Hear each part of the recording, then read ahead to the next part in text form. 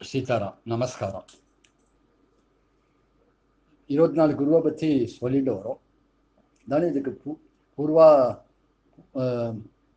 முன்னாடி உள்ள இன்ட்ரடக்ஷன் சொல்ல வேண்டிய அவசியம் இருக்குது. நான் திடீர்னு புதுசாக சில சத்துவத்தில் ஈடுபட சில பேர் வந்திருக்கா, சில நண்பர்கள். ஆனால் இந்த பாவதம் 11வது சாப்டரில் இதை பற்றி பேசப்படும். ஏகாதசி ஸ்கந்தத்தில் பகவான் கிருஷ்ணன் உத்தவனுக்கு பண்ணக்கூடிய உபதேசமாக இருக்கு. கிருஷ்ணன் பல உபதேசம் உத்தவனுக்கு. உத்தவன் யார் அப்படின்னு கேட்டால், வசுதேவோட தம்பி தேவபாகன் பேர். இந்த தேவபாகனோட புள்ள தான் உத்தவன். அப்படி பார்த்தா பகவான் கிருஷ்ணனுக்கு ஒன்று விட்ட சகோதரன் அவன். பரமஞானி, சர்வ வேத சாஸ்திரம் கரகண்டவன். அது மட்டும் இல்லை, பிரகஸ்பதி கிட்டே படித்தவன். அப்பேற்பட்ட ஒரு ஞானி. பிரகஸ்பதி ஆசைப்பட்டு அவனை சிஷ்யனா ஏற்றுண்டான். கிருஷ்ணனுக்கு மந்திரியாகவும் இருக்க, கிருஷ்ணனோட நண்பனாகவும் இருக்க, கிருஷ்ணன் விட்டு பிரியாமல் இருக்கிறது. அப்புறம் எப்போ இவர் மதுரைக்கு வந்தாலும் மதுரையில் கிருஷ்ணன் விட்டு பிரியாமல் இருக்கிறது உத்தவன் தான். அப்படி உத்தவன் இருக்கும்போது உத்தவன்கிட்ட ஒரு சமயம் இவர் தன்னோட அவதாரத்தை முடிச்சுண்டு, பகவான் கிருஷ்ணன் அவதாரத்தை முடிச்சுண்டு வைகுண்டம் கிளம்பலான்னு ஒரு திட்டம், வைகுண்டாகரம் பண்ணணும் கூடிய ஒரு யோஜனையில் இருக்கார். தீர்மானம் ஆயிடுச்சு.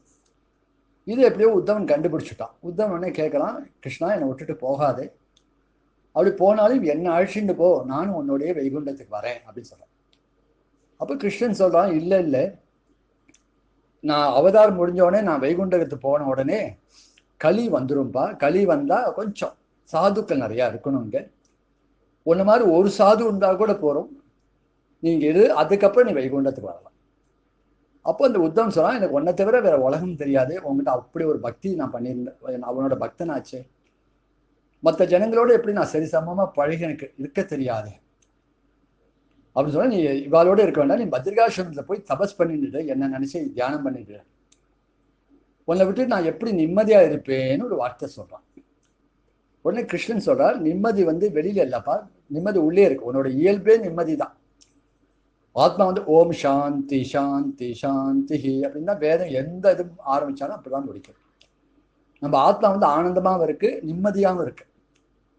பொதுவாக நம்மளோட இயல்பே நிம்மதி தான். ஆனால் நிம்மதி நம்ம வெளியில தேடிட்டு இருக்கோம். அதை அடைஞ்சா நிம்மதியா, இது அடைஞ்சா நிம்மதி, எதுவும் நிம்மதி கிடைக்காது. மனசு ஏங்குற மட்டும் நிம்மதி ஏற்படாது. அப்ப நிம்மதி வெளியில இல்லப்பா, நிம்மதி உனக்குள்ளேயே தான் இருக்கு. நீ வெளியில கிருஷ்ணா மட்டும் ஏன் நீ என்னை பார்க்கிற, உள்ள நான் உனக்கு அந்தரியாமையா இருக்கேனே, உன்னோடையே உள்ள இருக்கேனே, அதை நீ பார்க்குப்பா, அதை பார்த்தா உனக்கு நிம்மதி வந்துடும். உன்ன மாதிரியே தான் நிம்மதி தேடி நம்மள மூதாதையர் ஒருத்தன், நம்ம குலத்துல மூதாதையா இருக்கக்கூடிய யது மகாராஜனுக்கு இதே மாதிரி ஒரு சமயம் நிம்மதி இல்லாம சிரமப்பட்டார்.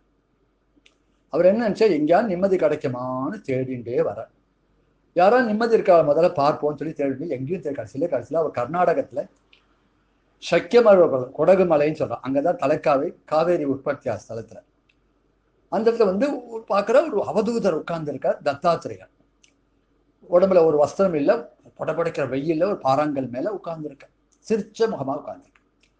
இந்த சிரிச்ச முகமா உட்கார்ந்த பார்த்தோன்னே இவருக்கு ஆச்சரியம் தாங்க, இந்த ராஜாக்கு யது மகாராஜனுக்கு இப்படி ஒருத்தர் நம்மளுக்கு எல்லாம் இருக்கு, ஆனா நமக்கு சிரிப்பு வரல, நம்மளுக்கு அந்த ஒரு சந்தோஷம் இல்லை. இவருக்கு எப்படி அந்த சந்தோஷமா நிம்மதியா இருக்காரு? அதுக்கான எந்த காரணமும் இல்லை. நம்மள மாதிரி ஒரு பெரிய சக்கரவர்த்தியும் இல்லை, நம்மள மாதிரி ஐஸ்வர்ய சம்பத்தும் இல்லை, நம்மள மாதிரி சுகபோகமும் இல்லை. வெறும் அவதூதரா ஒரு அதுவும் பாறாங்கல்ல வெயில படப்படைக்கிற வெயில சிரிச்ச முகத்தோட உட்கார்ந்துட்டு இருக்காரு. அப்படின்னு அவரை பார்த்து இவருக்கு ஒரு ஆச்சரியம் ஏற்பட விழுந்து சேவிச்சார். வச்சு அவர் பார்த்து கேட்டா, நீ காரணம் இல்லாம நீ சிரிச்சுட்டு மந்தஹாசமா இருக்கே, பரம சந்தோஷமா நிம்மதியா இருக்கேன்னு எனக்கு தெரியுது, உங்க நிம்மதிக்கு என்ன காரணம் அப்படின்னு கேட்டார். உடனே இந்த அவதூதரான தத்தாத்திரேயர் சொல்ற, நிம்மதிக்கு குரு அனுகிரகம் தான்ப்பா காரணம், குரு அனுகிரகம் தான் காரணம். உங்களுக்கு குருவா, உங்களை பார்த்தாலே ஜெகத்குருவா இருக்கு, உலகத்துக்கே குருன்னு இப்ப எனக்கு தோன்றது. உடனே அவர் பார்த்து சொல்லிச்சா, ஜெகத்குரு நான் இல்லப்பா, ஜெகத்தே எனக்கு குரு, எனக்கு உலகமே குருப்பா. அப்படியா, உலகத்துல உலகமே குருன்னா என்ன, எப்படி சொல்றேன்னு எனக்கு புரியல. உலகத்துல எனக்கு ஒரு குரு இல்லை, 24 குரு இருக்கா எனக்கு. 24 குருவா? அவளுக்கு ஒரு குரு கிடைக்கிறதே பெரிய சிரமம். அவன் பூர்ண ஞானியா ஒரு குரு கிடைச்சிட்டா அப்புறம் இவன் கரையிடுவான், சிஷ்யன் கரையிடுவான். அப்ப இந்த ஒரு குரு, அப்ப 24 குருன்னா அந்த 24 குரு யாரு அப்படிங்கிற அதுதான் இப்ப சொல்ல ஆரம்பிச்சேன். இந்த 24 குரு சரித்திரத்தை நான் இன்னைக்கு 6வது குரு இன்னைக்கு காலம்பரே சொன்னேன். அந்த 6வது குருக்கு முன்னாடி சில பேர் சேர்ந்துருக்கனால முதல்ல இருந்து சொல்லணும்னு சில பேர் கேட்டதுனால நான் சொல்றேன். அப்ப முதல் குரு யாரு அப்படின்னு கேட்டா, என் முதல் குரு பூமி தான்ப்பா என்னோட முதல் குரு. ஏன் கேட்டா, நிம்மதிக்கு முதல் எது வேணும்னா பொறுமை வேணும். பூமிகிட்டே இருந்தா அந்த பொறுமையை நான் கத்திட்டேன். பூமியை வந்து ஒரு கடப்பாரால வெட்டுறா, கடப்பாரால குத்துறா, மண்வெட்டிலால வெட்டுறா, பெரிய யானை, பெரிய பருத்த சரீரனோட யானை நடந்து போகுது, எறும்பும் ஊறுது. சமயத்துல நம்ம பூமியை மதிக்க மாட்டோம், எச்ச துப்புறோம் சமயத்துல. சில பேர் என்ன பண்றா, சில விசர்ஜனம் பண்றான், மலமூத்திர விசர்ஜனம் கூட அதுல பண்றான். ஆனா இது எல்லாம் பூமி காத்து, நம்ம பூமியால் தான் எல்லாமே நம்மளுக்கு கிடைக்கும். பூமி முதல்ல நம்மளை தாங்குறா, அப்புறம் பயிர்கள் எல்லாம் தாங்குறா.